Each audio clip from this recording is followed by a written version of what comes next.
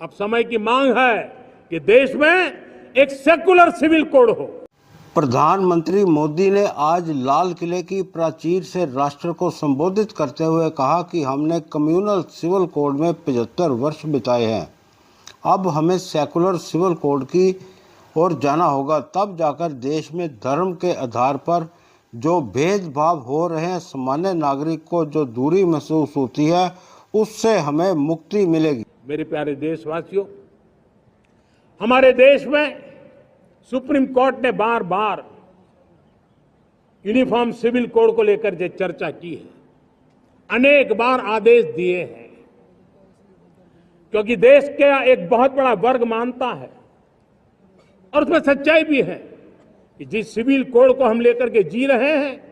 वो civil code सचमुच में तो एक प्रकार का कम्युनल सिविल कोड है, भेदभाव करने वाला सिविल कोड है। ऐसे सिविल कोड से जब संविधान के 75 वर्ष मना रहे हैं और संविधान की भावना भी जो हमें कहती है करने के लिए, देश की सुप्रीम कोर्ट भी हमें कहती है करने के लिए, और तब जो संविधान निर्माताओं का सपना था, उस सपने को पूरा करना हम सबका दायित्व है। और मैं मानता हूं इस गंभीर विषय पर देश में चर्चा हो, व्यापक चर्चा हो, हर कोई अपने विचारों को लेकर के आए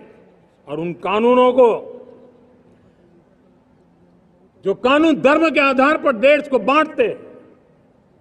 जो ऊंच नीच का कारण बन जाते हैं, ऐसे कानूनों को आधुनिक समाज में कोई स्थान नहीं हो सकता है। और इसलिए मैं तो कहूंगा, अब समय की मांग है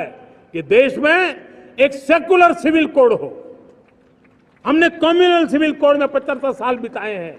अब हमें सेक्युलर सिविल कोड की तरफ जाना होगा, और तब जाकर के देश में धर्म के आधार पर जो भेदभाव हो रहे हैं, सामान्य नागरिक को जो दूरी महसूस होती है, उससे हमें मुक्ति मिलेगी।